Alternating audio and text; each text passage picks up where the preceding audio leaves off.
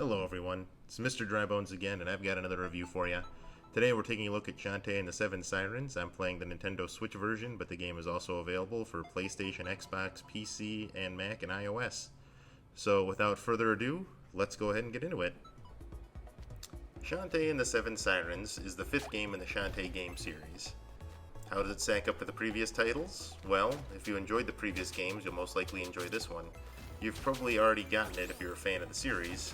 The graphics are nice, the music is immersive, the controls are tight, and the fan service is still there. But if you want to know more, let me break it down a little bit.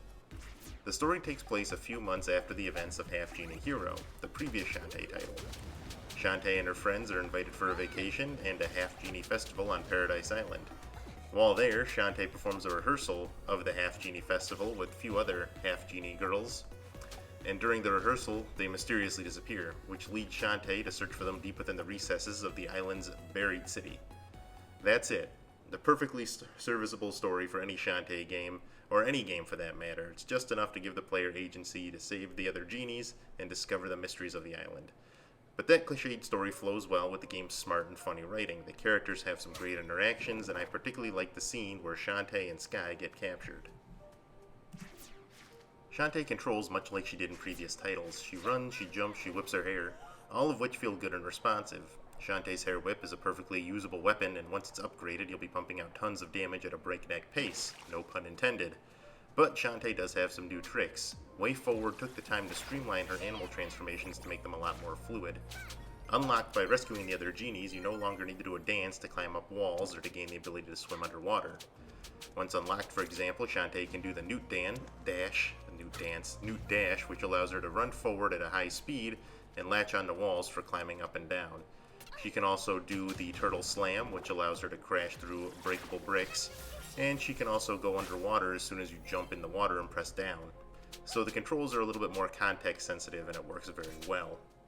Most importantly, it feels good. Shantae's animal transformations are responsive, they work well, and they're so fluid it makes the game feel very cohesive. But Shantae's dancing isn't gone. Upon unlocking fusion magic, she can do things ranging from making invisible blocks appear, or enemies, raising the dead, or even clearing the screen with electrical bombs, which uses the magic meter, and sadly that's really the only time I ever used magic. The fireball and scimitars and items like that you can buy in the shop really aren't that useful. I hardly ever used anything besides the homing missiles to deal with the flying enemies, but they really aren't powerful enough or fast enough to deal any serious damage to bosses. Speaking of the bosses, I really wasn't impressed. For lack of a better word, they stink. The first boss, the second to last boss, and the last boss are really the only ones that require any effort and creativity from the player, while the rest of them are just long drawn-out battles against damage sponges. The second boss in particular takes so long to reveal her weakness, and you get such a small window to attack her, the entire battle becomes a slog. I found that to be one of the biggest disappointments of the game. The boss battles just aren't up to snuff. And it doesn't help that the game is a cakewalk. Enemies drop so much health that you'll never need to buy health potions, and they deal so little damage that taking hits isn't a problem once you get a few more hearts. Moving on to the music, it's actually quite good and works very well. The entire time I was exploring the sunken city, I got vibes of playing Super Metroid. Coupled with the dark looks of the city and the ambient music, I really enjoyed the game's sights and sounds. The music really fit the atmosphere and made the game feel very immersive.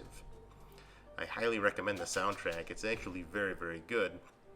The jaunty tunes of the villages, coupled with the, shall I say, ambient songs used in the underground city, it all comes together very well.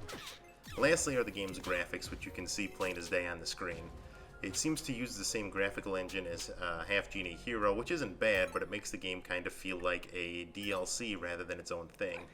WayForward tried to increase the production values by getting animated cutscenes, and while the opening cutscene is done by Studio Trigger and it looks great, the rest of the cutscenes just don't look very good. The ending in particular's lip sync is so bad it really pulled me out of the whole experience. I honestly think they probably could have gone on to DeviantArt and found a hungry artist that would have loved to have had their name on the title. So overall, like I said at the beginning, it's a good game. If you're a fan of Shantae, it's a must-play. If you're a fan of the genre, I would say wait for a sale. For a 7 to 8 hour story, there really isn't much to do after the fact other than a New Game Plus mode, which increases the difficulty slightly.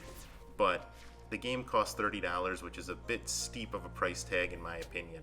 Wait for a sale unless you're a big fan of the series. So, that's my review of Shantae and the Seven Sirens. I hope you enjoyed it, and I hope I was able to sway you or sway you to avoid the title. So, thank you for watching. I'll have a new review next week, and we might be doing something completely different for that one. So, thank you for watching. I hope you enjoyed it. If you did enjoy it, leave a comment, leave a like, subscribe, and so on. Have a good day, and I'll see you next game. Goodbye, everybody.